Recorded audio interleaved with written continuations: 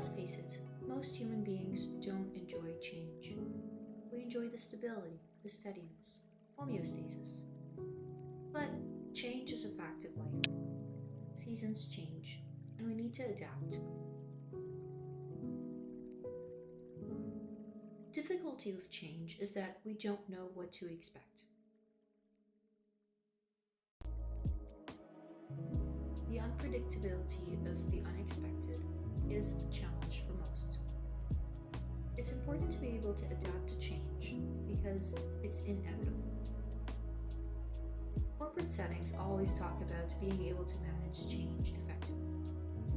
And this is because if we're not able to adapt to change, we would fail. Everything changes in life, and we do not have control over it.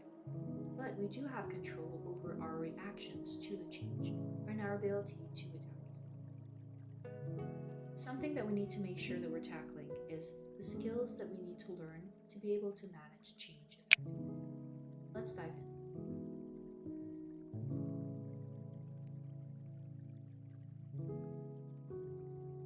We know that everyone needs to deal with change. That could be good or bad change, depending on the situation. Negative change that may occur often throws us through a loop. We don't like it, but we need to manage it.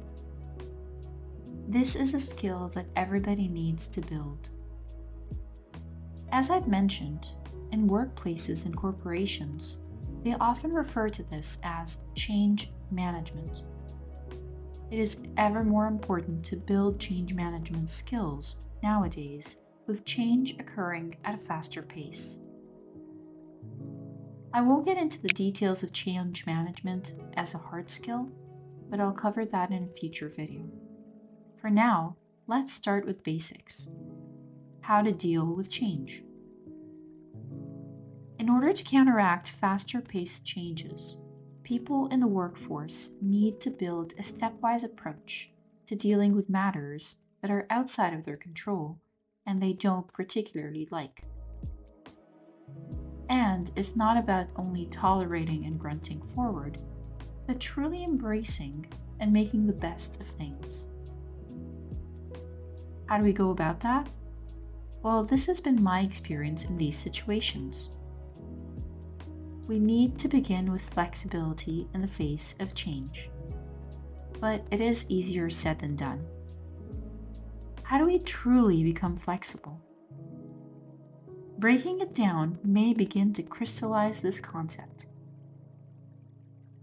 Flexibility is a combination of resilience, optimism, and patience. Resilience means to believe that things will pass, and what's tough today may not be as difficult tomorrow. And in many occasions, it's simply not the end of the world. Hence, we begin to look at the situation with foresight that everything will be okay in the end.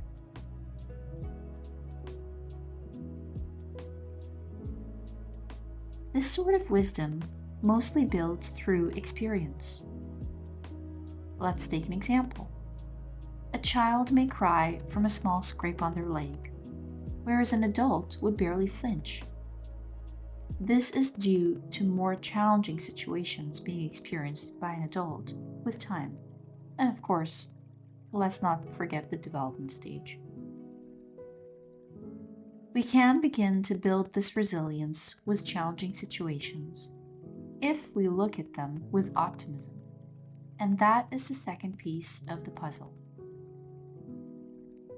Optimism. We've all heard that saying that the glass may be viewed as half full as opposed to half empty. There simply might be a silver lining to every challenging situation.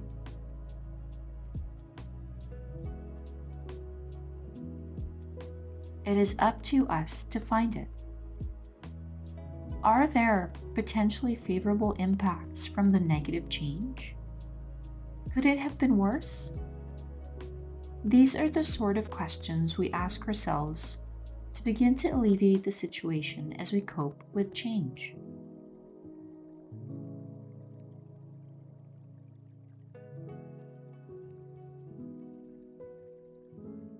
And finally, the third characteristic to adopt is patience. Maybe it's not that challenging situation if we look at it through the lens of resilience. And perhaps we do find a positive aspect.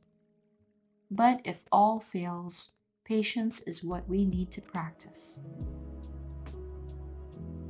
Patience allows us to accept the inexplicably difficult, to believe that everything happens for a reason that we may or may not know, and to move forward with our head held high.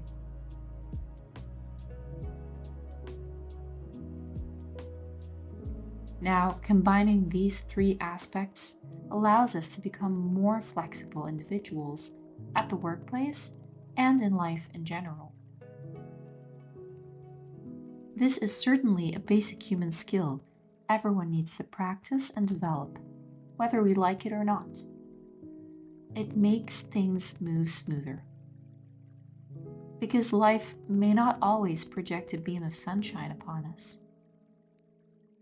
But ultimately, it is up to us how we act in the first place, react, and live. Good luck out there.